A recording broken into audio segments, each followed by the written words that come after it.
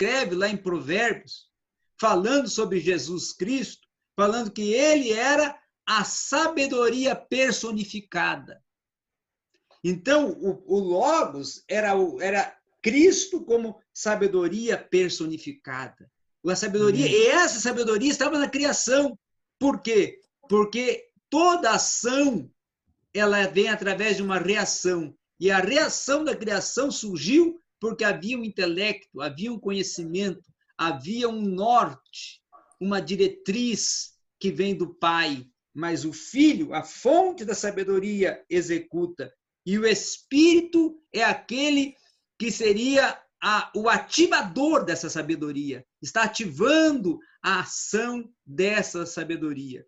Lá agora, no plano salvífico, a segunda coisa sobre o Logos, vou falar também, é que o Logos, além de ser a palavra e a comunicação, ele é o causador da reação, da presença de Deus na humanidade.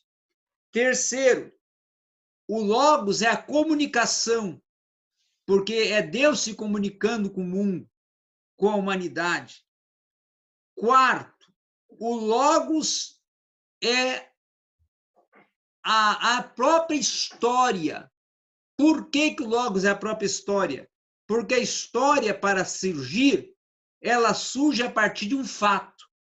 A história, para tornar-se uma realidade, tem que ter um fato e tem que ter atos, não é? Atos, que são acontecimentos, e fatos, que são as reações, as marcas desses acontecimentos. Então, os fatos e os atos que compõem a história da humanidade surgem a partir do quê?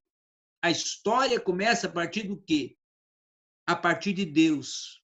Deus é o autor da história. Então, o Logos era a própria história encarnada, as eras encarnadas, as dispensações encarnadas. Estava encarnando ali agora a dispensação da lei, a dispensação a dispensação da inocência, a dispensação da lei, a dispensação do governo humano e a dispensação agora também, não só do governo humano, mas agora estava iniciando também a dispensação da graça, através de quem? Da própria história, da própria fundamentação do tempo, porque o Logos também é o tempo. O tempo é o aion, e o tempo surge a partir do momento que esse tempo começa a ser pensado. E quando é que nós começamos a pensar sobre o tempo? A partir da criação. Já havia o tempo? Já havia, mas nós só pensamos a pensar sobre o tempo a partir do momento que os céus e terra são criados. Mas Deus já existia.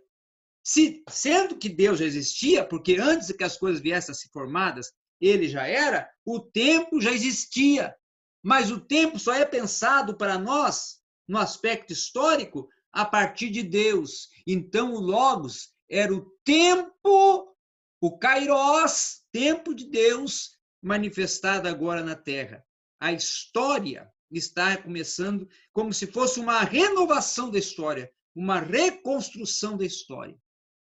E o sétimo ponto do Logos que eu coloco é que o Logos era aquele que separava céus e terra e unia a terra aos céus. Ele fazia a convergência da terra aos céus no aspecto da transcendência e fazia também a imanência do céu vindo até a terra.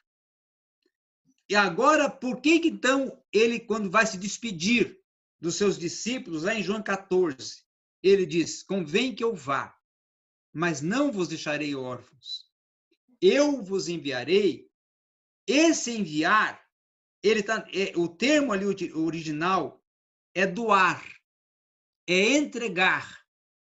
Eu estou entregando, eu estou colocando em vocês a minha presença. Eu estou indo, vocês não vão ver mais o meu corpo, não vão mais tocar em mim, mas eu vou continuar em vocês. Vocês não vão me ver, mas eu vou estar em vocês. Como? Ralos paracletos, o outro estará convosco. Porque ali a expressão, enviarei o meu consolador, consolador paracletos. Esse o é halos, o outro Consolador. Então, ele era o outro, ou seja, eu vou, o Deus corpo, mas o Deus imaterial, que é o Deus Espírito, está vindo para ele aperfeiçoar a obra que eu comecei agora em vós. Porque aí a obra da salvação, ele, Cristo, culmina a salvação através do sacrifício expiatório na cruz do Calvário. Mas quem é que vai efetivar essa obra em nós? O Espírito. Porque é ele que vai causar o arrependimento, é ele que vai causar a conversão, é ele que vai causar a regeneração, é ele que vai causar a justificação, é ele que vai causar a eleição, a santificação e vai nos levar até sermos glorificados nos ares. Porque a tarefa do Espírito Santo encerra quando ele entrega a igreja nos ares para Cristo. Mais alguma contribuição, mais alguma pergunta? Vamos conversar. Conversando e aprendendo. Pastor Danilo. Amém. A paz do Senhor. Paz do Senhor. O senhor explicando aí no caso, então, os três é um só Deus. Um só Deus. Isso. Eu queria entender como agora, assim, e aí agora nos dias de hoje, Cristo, ele está do lado dele mesmo? Porque tem uma muito boa pergunta, muito boa pergunta. Vamos compreender agora essas distinções e operações. Distinções e operações. Primeiro, quando surge lá no início, Deus Pai, Deus Filho e Deus Espírito, no Antigo Testamento. Porque no Antigo Testamento, o Filho não era manifestado ainda. Ele era um mistério que estava oculto. Olha que Paulo fala lá em Efésios. O mistério que estava oculto foi revelado a nós. Quem é esse mistério que estava oculto? Cristo, que estava oculto no Antigo Testamento. Ele só aparecia teofanicamente. É como se ele falasse para o Pai: Pai, eu quero aparecer agora lá para o povo de Israel. Tu vai sim, filho. Vai lá em forma de nuvem. Pai, eu quero aparecer também agora para o povo de Israel à noite. Vai, filho. Vai em forma de coluna de fogo. Pai, eu quero estar com o povo agora fazendo algo de extraordinário por eles. Vai lá, filho, e separa as águas para eles atravessarem o Mar Vermelho. Então, era teofania. Por isso que ele é apresentado no Antigo Testamento, Cristo é apresentado no Antigo Testamento como o quê? Como o anjo do Senhor.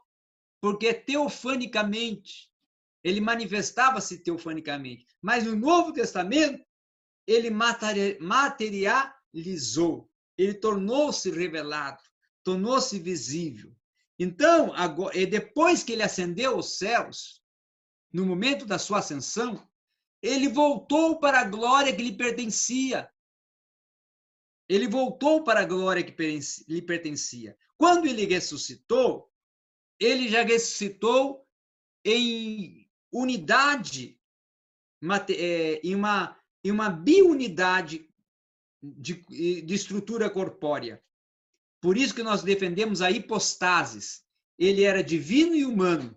Então ele ressuscitou corpo material, porque puderam tocar nele, Tomé até tocou para tirar a dúvida de que realmente ele era o Cristo ressuscitado, mas ele também era imaterial, porque ele transpassou a parede e entrou na sala.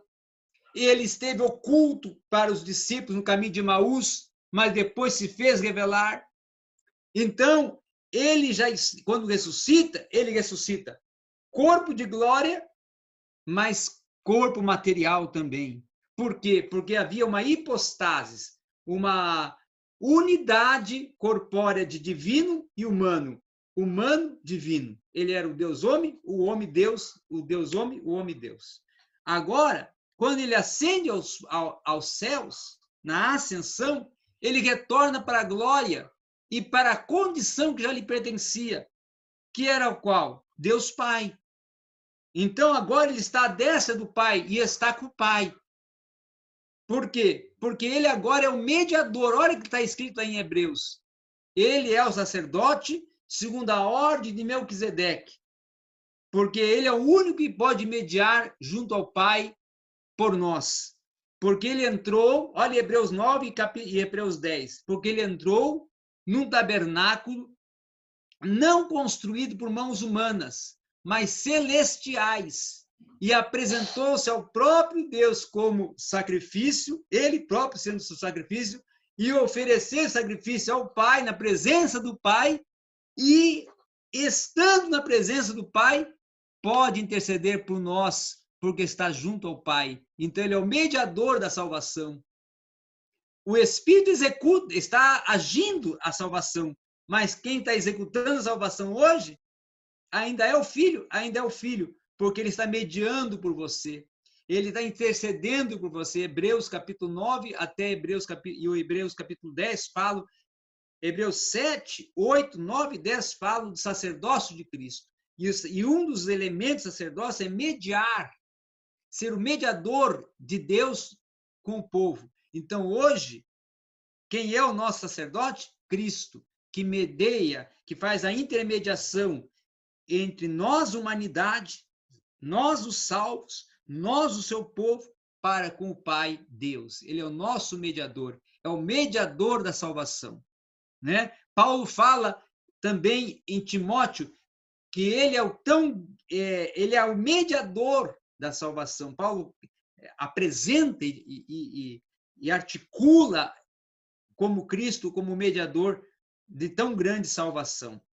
Outro fato também interessante é que no enviar, que é entregar, que é doar, está agora o Espírito agindo em nós. Mas quando houver o arrebatamento da igreja, vamos para a escatologia agora. Quando houver o arrebatamento da igreja, o Espírito vai entregar. No momento em que nós estivermos sendo glorificados, nós vamos ser raptados na hora do arrebatamento e vamos sobre os ares. Quando nós estiver lá no meio dos ares, esse corpo que é mortal vai se vestir do imortal. Esse corpo que é sem glória vai se vestir-se do corpo de glória.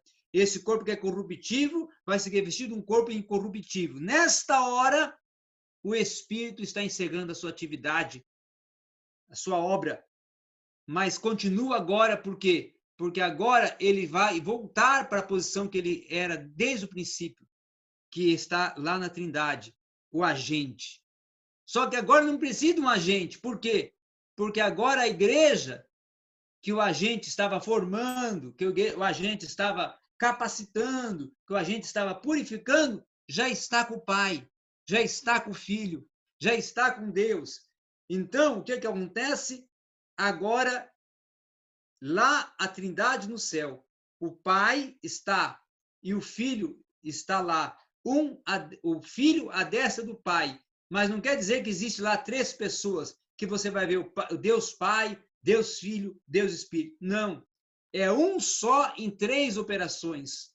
Deus Pai, o Criador, Deus Filho, a manifestação dessa criação e a execução dessa criação, e o Deus Espírito, o agente dessa criação. Na salvação, lá está o Pai, aquele que arquitetou a salvação, mas lá está o Filho, o que salvou, e lá também está o Espírito, aquele que preparou a noiva, e agindo na salvação e conduzindo a noiva até Cristo, e agora, na eternidade, ele estará, os três unidos em um só. Nós não vamos ver os três em distintas pessoas, mas vamos ver um só. E um só é o único Deus que estará conosco na eternidade. Porque na eternidade, lá na Jerusalém Celestial, nos céus, quem servirá a ceia da bodas do Cordeiro? Deus. Mas que Deus? O Deus Filho. Mas também o Deus Pai, porque ele é o Deus Filho que também é o Deus Pai que tornou-se o verbo que se fez carne. Olha que João fala, aquele que era, ou seja, o próprio Deus, desde o princípio, lá do archê, no começo, o verbo archê no começo, no princípio, tornou-se carne e se manifestou entre nós. E olha outra questão aqui. João fala, e nós vimos a sua glória. A glória no Antigo Testamento, aí que é o termo Shekinah e o termo Icabod, não podia ser contemplado. Podia ser contemplado? Não. Tanto é que Moisés pediu para ver, e o Senhor falou assim, não, Moisés, vou passar ali sobre a fenda da rocha. Você vai ver só a sombra. Moisés só viu a sombra da glória. E voltou com o rosto resplandecente de glória. Então, João agora fala assim, e nós vimos a sua glória. O termo agora não é Icabod. O termo agora não é Shekinah. O termo agora é doxa. O que é doxa? Glória tornada manifesta. Como? Materializada. Como? Cristo é a glória do Pai, que tornou-se corpo e habitou entre nós. Então, Cristo habitando entre nós, estava habitando a glória do Pai em nós.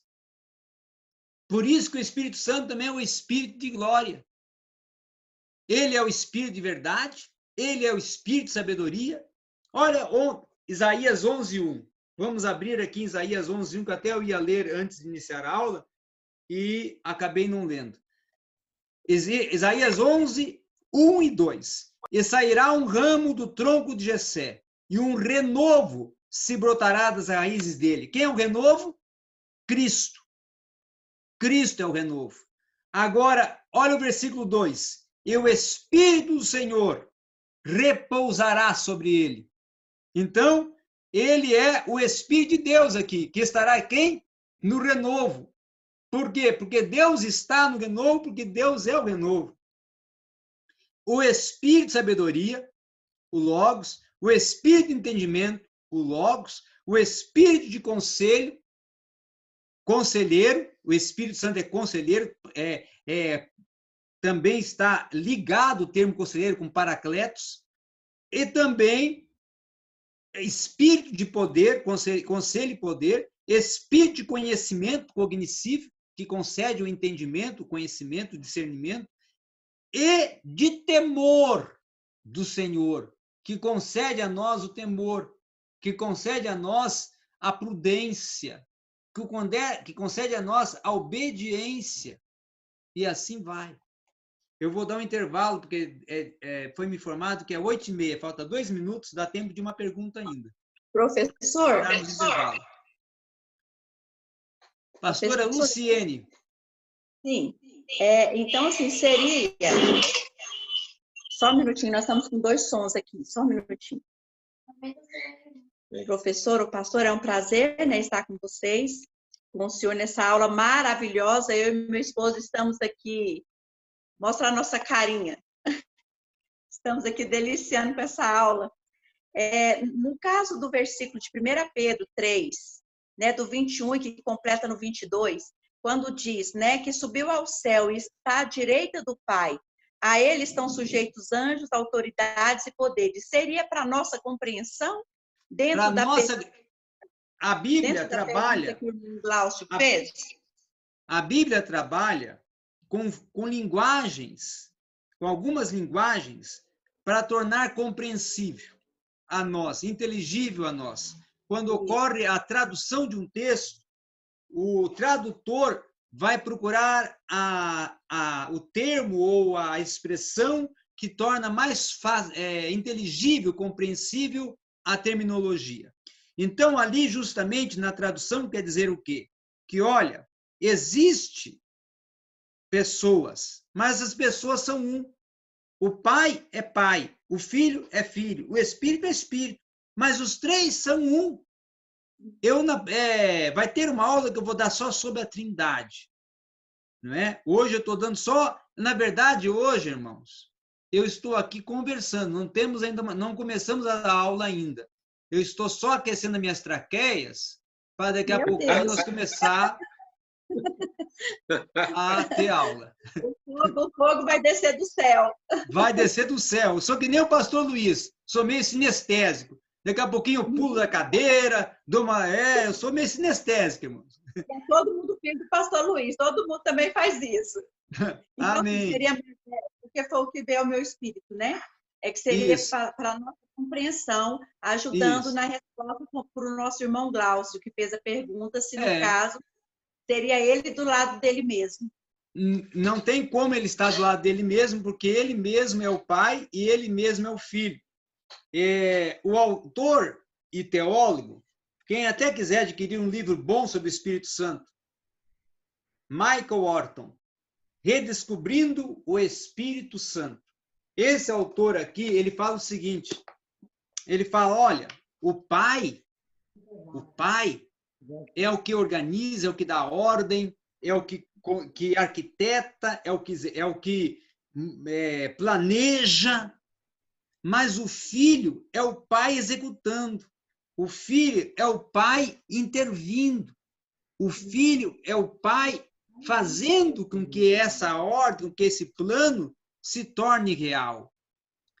E o Espírito é aquele que está agindo no plano para aperfeiçoar, para tornar o plano real, para efetivar o plano, para que o plano seja visível, palpável, compreensível. Por quê? Porque o Espírito é Espírito de sabedoria, porque o Espírito é Espírito de conhecimento, porque o Espírito ele aperfeiçoa no sentido dele ser o próprio saber, o próprio conhecimento, o próprio poder e a própria criação.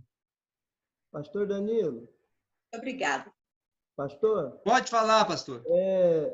E eu queria entender também que tem uma parte que Deus fala no plural. Que façamos. É o Elohim. É o Elohim. O termo Elohim em Gênesis 1 fala assim, façamos. Por quê? Para justamente dar entendimento da trindade. Não existe o termo trindade, escrito trindade, no Antigo Testamento, e nem um texto. Mas como que compreendes que existe a trindade?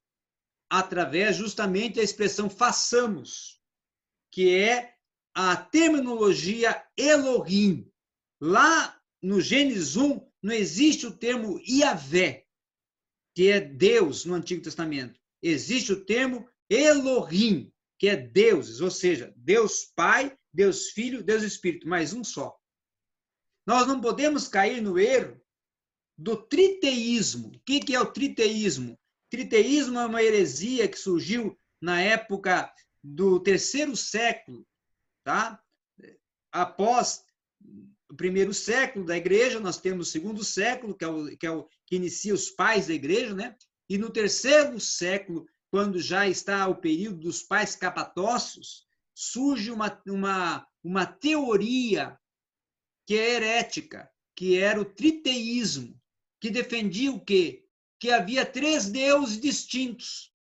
Não existe três deuses distintos, existe um só Deus. A Bíblia não fala que existe três deuses, é um Deus. Mas esse um Deus tem três operações. Ele opera enquanto arquiteto, ele opera enquanto executor e ele opera enquanto agente. Parafraseando, posso fazer uma parafrase aqui, uma exemplificação? O arquiteto faz a planta. Amém? Quem é que executa a planta? O engenheiro.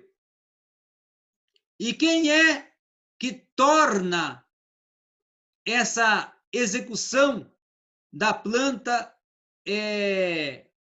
materializada na construção? Quem é? O mestre de obras, não é? Porque o mestre de obras interpreta a planta, não é isso? O engenheiro chega lá, eu quero que você faça isso, entrega para o mestre de obras. E aí ele vai e constrói. Então, o Espírito Santo é como o mestre de obras que executa, que constrói, que forma, que modela, que torna real o que o Pai planejou. Acho que com essa exemplificação, tornei-me mais compreensível. Amém? Podemos ir para o intervalo? 10 minutos? Ou vamos tocar direto? Podemos fazer um intervalo. Vamos fazer um intervalo, então. 10 minutos. Ok. Vocês é que mandam. A hora que vocês falarem sim, eu ligo o motor. A maioria já está voltando. Aí já. Posso iniciar a segunda Pode. parte? Todos estão ok? Posso iniciar? Ok. Então, vamos iniciar a segunda parte. Bom, na primeira parte, eu já falei sobre a divindade, já falei sobre as ações do Espírito Santo, né? Já falei sobre a refutação de heresias relacionadas ao Espírito.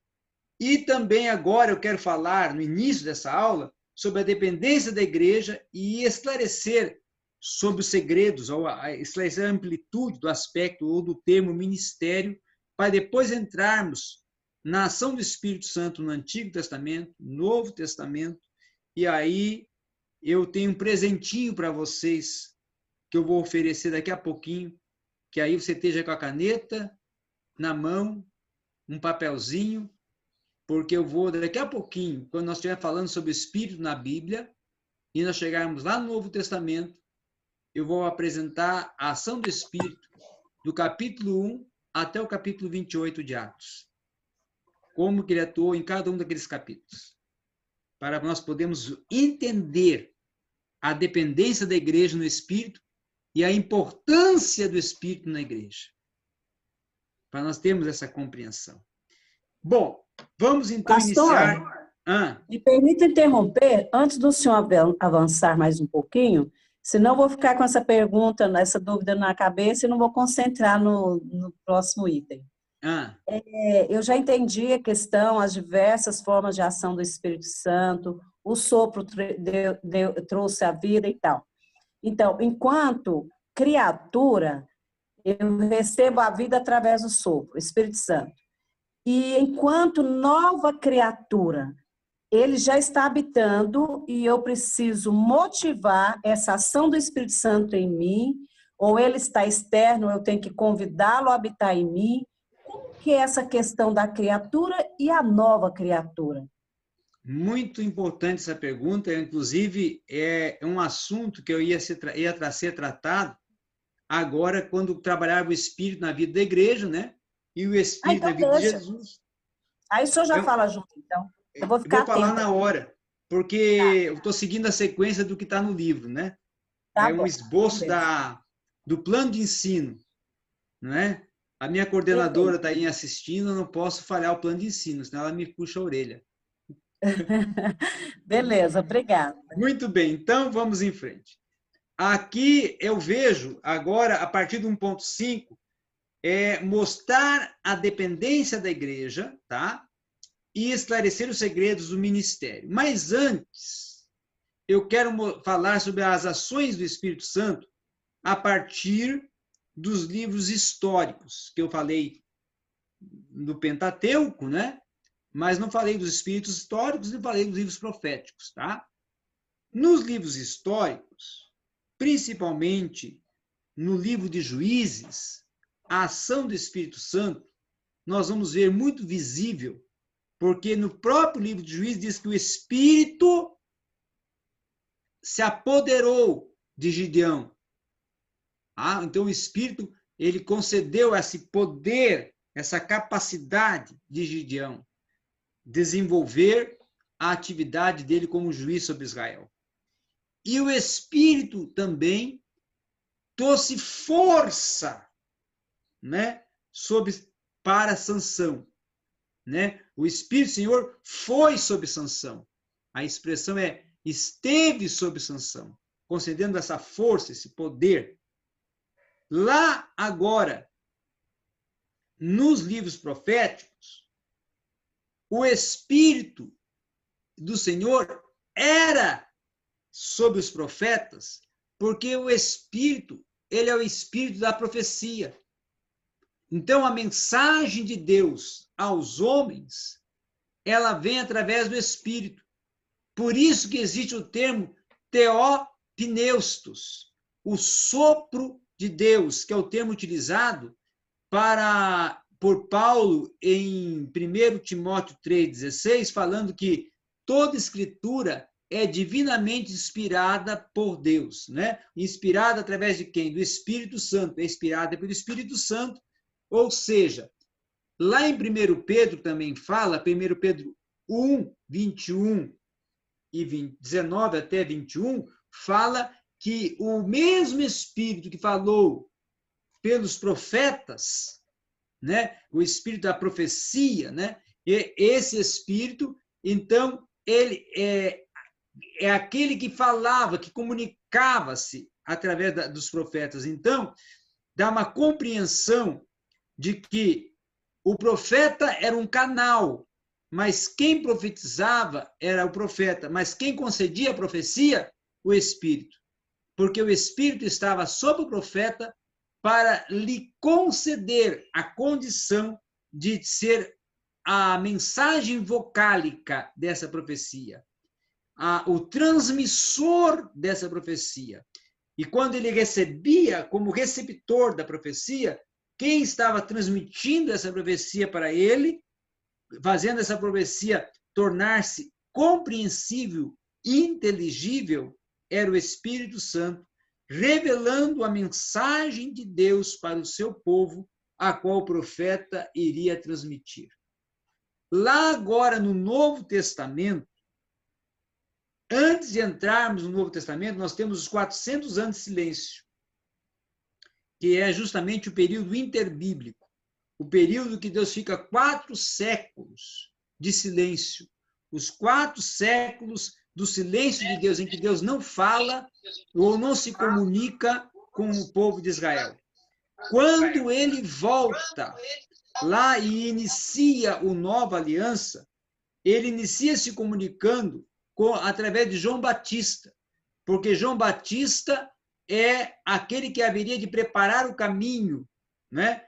E João Batista fala: eu batizo com água para arrependimento, mas aquele que vem após mim batizará com o Espírito Santo e com fogo. O que ele queria dizer com isso? Queria dizer que o Espírito já estava presente, mas ainda não teria se manifestado de uma forma, vamos assim, contundente. E ele iria se manifestar de uma forma contundente a partir da efusão, ou seja, dessa entrada do Espírito em nós a partir do Pentecostes, quando então ocorreria a efusão do Espírito. Lá, quando Jesus está desenvolvendo o seu ministério, e ele vai iniciar o seu ministério no momento lá ainda do batismo de Jesus, a Trindade se fez presente. O Pai disse: este é meu Filho amado. E o Espírito pousou sobre os ombros de Jesus em forma de pomba. O que estava para compreender ali? Esse que está aí agora sendo batizado é o meu filho. É eu também, porque é o Verbo encarnado. E o meu Espírito está nele e sobre ele. Por isso que ele falou, e ele interpretou a profecia de Isaías. Ele falou lá no tempo, em Lucas 4, o Espírito do Senhor Jeová está sobre mim. Naquele momento, ele era o Deus Filho, ele era o Verbo encarnado, mas o Espírito estava sobre ele. Por quê? Para lhe conceder a autoridade, o poder e lhe utilizar como o mensageiro de Yahvé, né? Isaías apresenta, o profeta messiânico apresenta Jesus em uma das suas profecias como o servo de Yahvé, né? E também como o mensageiro de Yahvé. Então, o Espírito do Senhor estava sobre ele. E aí ele fala: e me ungiu para dar vista aos cegos, libertar os cativos oprimidos e aperfeiçoar o ano aceitável do Senhor, e apregoar o ano aceitável do Senhor. Ou seja, para que eu cumpra o meu ministério, enquanto agora humano, enquanto agora homem, com os mesmos sentimentos, com as mesmas fragilidades, porque sou homem, o Espírito está em mim e está sobre mim. Por quê? Porque agora eu sou Deus, mas estou em condição humana. Por isso que ele tinha fome, por isso que ele tinha sede, por isso que ele tinha sentimentos ao ponto de chorar, como ele chorou lá em frente ao túmulo de Lázaro. Por isso que ele tinha sono, como ele foi encontrado, repousando em um momento que os discípulos estavam em aflição, porque o mar estava turbulento. E a Bíblia diz que que os discípulos acordam ele, que estava repousando no barco, e ele se direciona ao mar e diz: mar, aquieta-te. Então, ele estava na condição total humana, porém era Deus. E para agir como Deus, o Espírito de Deus estava sobre ele. Essa é a explicação e a operação do Espírito compreensível nos evangelhos sinópticos. No Evangelho de João, que é o evangelho que apresenta a deidade, a divindade de Cristo, é um evangelho apologético, em que João está defendendo a divindade e a deidade de Cristo. Ali ele é apresentado a sua pessoa e a sua obra. Por isso que ele, em João 14, apresenta ele como o Paracleto, como o Consolador, como aquele que estaria conosco até a consumação. Mas em João 16 é apresentada a sua obra. E ele vos ensinará.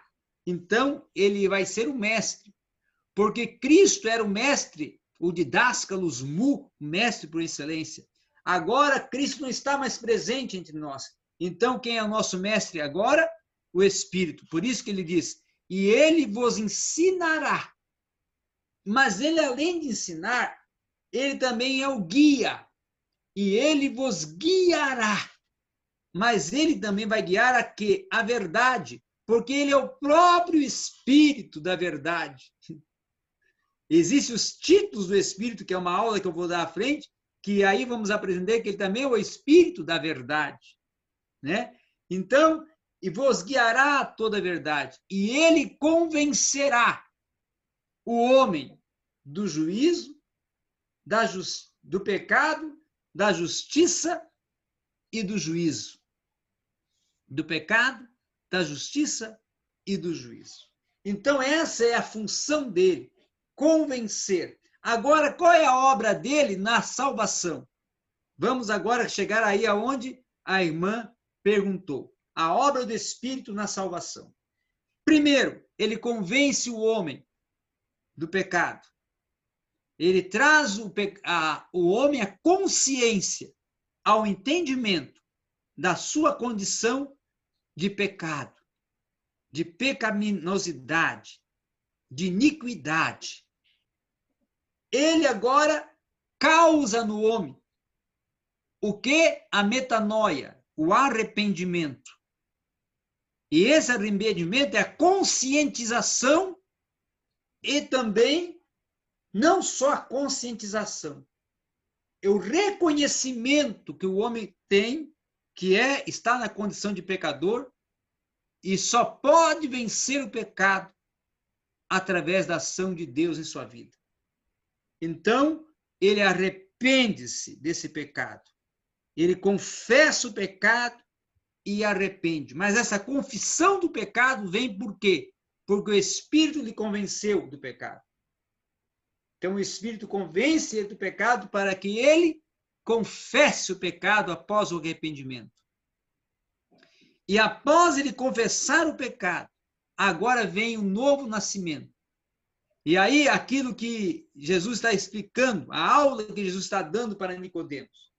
Nicodemos, não é nascer biologicamente, é nascer da água e do Espírito. Porque a água purifica e o Espírito vivifica. Então, agora, você vai ter um novo nascimento, um nascimento espiritual. Você, agora que é matéria é pecaminosidade no sentido de carne, carnal, agora está entrando em você o Espírito que está agindo para ir retirando, ir limpando, ir restaurando, vamos assim, retirando e restaurando e purificando você, para que você agora comece a nascer em uma nova dimensão, a dimensão do Espírito. Agora você vai nascer não da carne, mas do Espírito. Vai nascer na vida espiritual, na vida do processo para alcançar a santificação. Então, agora você está nascendo espiritualmente e após esse nascimento espiritual, o Espírito vai fazer a lavagem regeneradora. Olha que Paulo escreve lá em Tito, a Tito, dizendo que o Espírito é aquele que faz ocorrer a lavagem regeneradora do Espírito. Então, a regeneração é a mudança de condição. Era pecador, agora estou em condição de salvo. E essa mudança de condição é a regeneração.